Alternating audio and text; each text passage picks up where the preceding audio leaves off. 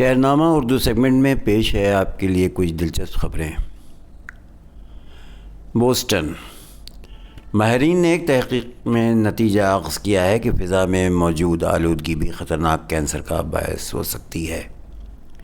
خبر رساں اداروں کے رپورٹس کے مطابق ایک تازہ تحقیق میں پتہ چلا ہے کہ فضائی آلودگی پھیپھڑوں کے کینسر سمیت مختلف قسم کے کینسروں سے منسلک ہے۔ فضا میں باریک ذرات پر مبنی آلودگی PM2.5 اور نائٹروجن ڈائی آکسائڈ NO2 کے طویل مدتی نمائش سے بڑی آنت، پروسٹیٹ اور دیگر کینسر ہونے کا خطرہ کئی گنا بڑھ جاتا ہے۔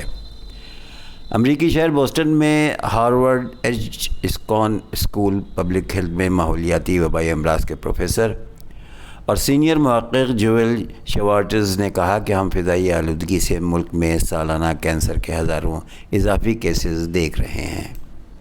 انہوں نے مزید کہا کہ فضائی آلودگی صرف کاروں اور ٹرکوں سے نہیں بلکہ لکڑی سے بننے ہوئے چولہے، کوئلہ جلانے والے پاور پلانٹس اور دیگر قسم کے ایندھن سے یہ سب فضائی آلودگی کا سبب ہیں، جو کہ نہ صرف پھیپھڑوں کے کینسر بلکہ دیگر کینسر و بیماریوں سے منسلک ہیں، جیسے دل کی بیماری اور ڈیمنشیا۔ پروفیسر کا یہ بھی کہنا تھا کہ لوگ سوچتے ہیں کہ ایک خاص مقدار میں نمائش بیماری کا سبب بنتی ہے، لیکن فضائی آلودگی میں ایسا نہیں ہے۔ فضائی آلودگی جسم میں کچھ بنیادی عمل میں مداخلت کرتی ہے جو ہر قسم کے صحت کے نتائج کو متاثر کرتی ہے۔ شام میں حکومت نے دواؤں کی قیمتوں میں 50% اضافے کا فیصلہ کیا ہے۔ عرب میڈیا کے مطابق دمشق میں فارمیسی سنڈیکیٹ کے سربراہ نے کہا ہے کہ شامی کرنسی حالیہ دنوں میں نئی نچلی سطح پر پہنچ گئی ہے، تاہم انہوں نے ادویات کی قیمتوں میں اضافے کی وجہ نہیں بتائی ہے۔ رپورٹس کے مطابق شام میں اس سال کے شروع میں ادویات کی قیمتوں میں 50 سے 80% کے درمیان اضافہ کیا گیا تھا۔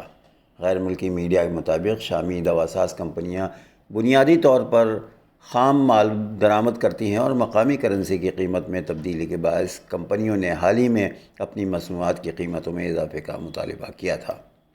غیر ملکی میڈیا کے مطابق 2011 میں شام کی مقامی کرنسی میں $1 کی قیمت 47 شامی پاؤنڈ تھی، جبکہ گزشتہ ہفتے مارکیٹ میں ڈالر کی قیمت تقریباً 13,000 شامی پاؤنڈ تھی، جبکہ سرکاری شرح 9,900 تھی۔